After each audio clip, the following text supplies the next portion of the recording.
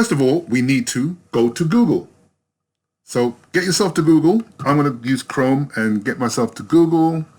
I will click on Chrome and I'll go to Google. So once you open your browser, you need to sign in to Google on that browser. Now what I mean by that is, you can see I've got these application icons up in the corner. I like to call them a waffle, for want of a better term, but a waffle because they look like a waffle. And if I click on this application icon, I can choose which application I want to sign into. So on this occasion, we want to sign into Google Photos, which is just down here. Sometimes you will see, it will say sign in, and you can just sign straight in. So here, we're going to click on here and click on Google Photos. Once you see this page come up, you will click on Google Photos, go to Google Photos, and it will ask you if you've signed in before. So you'll see a previously signed in account, or you can use another account if you're signing in for the first time. I've signed into Google on previous occasions. That's why you see various different accounts on that list. And it says signed out, they're all signed out. If you want to sign in with a brand new account, which is not on this list, you go to use another account and sign in. So I'm going to do that just for this video. So use another account, and then I'm going to change this account that I've got here to the new account I'm going to sign in with, which is how e1eitt@gmail.com. Don't forget, you're going to use your own Gmail account, not what I've just done here. Okay, and then I click on next. It moves me over to entering my password. So I'm going to put my password in, which is, I said it in my head because it's my password and it's a secret. I could check what my password is by clicking on this I here, but I don't want you to see it because my password is private. And you should make sure no one's looking around, no one's looking over your shoulder when you click on this I icon, okay? Because your password is private, and that's the reason why it comes up in dots. But you can check to see if you've typed it incorrect, and I'll always recommend that you do that. So you just check to make sure you typed it incorrect, and then you click on next. I know I've typed it incorrect. I'll tell you why I know. Because I type very slowly. Dad always says, go slow, you end up going fast. 18 years old, didn't know what he was talking about, but I do now. So take your time, get it right, then you can click next. Can you imagine if that didn't work? That would be embarrassing. Okay, so I'm in. That's it. I've got lots of pictures in my one. If this is the first time you're signing in, this screen will be blank. Yeah, there'll be probably a little message there.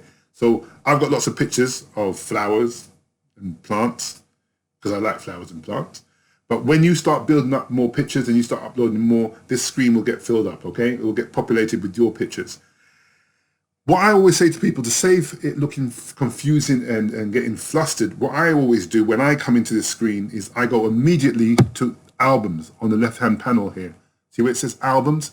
I click on albums, and then it looks a lot neater. Oh, there's Lillian, one of my students. And I've got Lillian in a cloud album, see? So you can actually gather your pictures and put them into separate albums. I've got an existing album there already. To create an album is very simple. If you look here, just beside Lillian on the left-hand side here, you can see there's a plus sign. It says create album.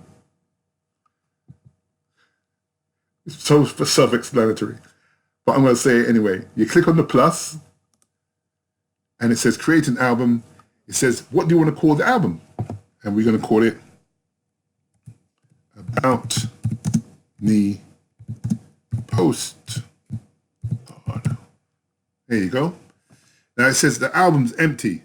Do we want to add photos? And the answer is, I thought you said that. Yes. Yes, we do want to add photos. So let's add some photos. So we click on the Add Photos button. We don't want to add any of these photos here because we want them to come from the USB stick on the computer. All right?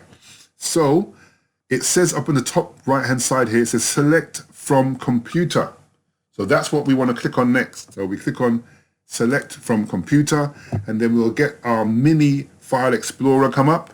Here it comes, and it asks me, whereabouts are these pictures? So I've got a mass of pictures here because I'm taking lots of pictures, but I can scroll down to my left-hand panel and see it says Ivor USB here. So I click on that, and then I go to my greeting cards class folder. Do you remember that? And then I go to About Me postcard folder, because that's where we're going to get our images from. Double click on the icon, and then we're going to look for the St. Vincent flag. And so we click on that, and we click on open. And that picture is on its way up. Here it comes. There you go. It says one item uploaded.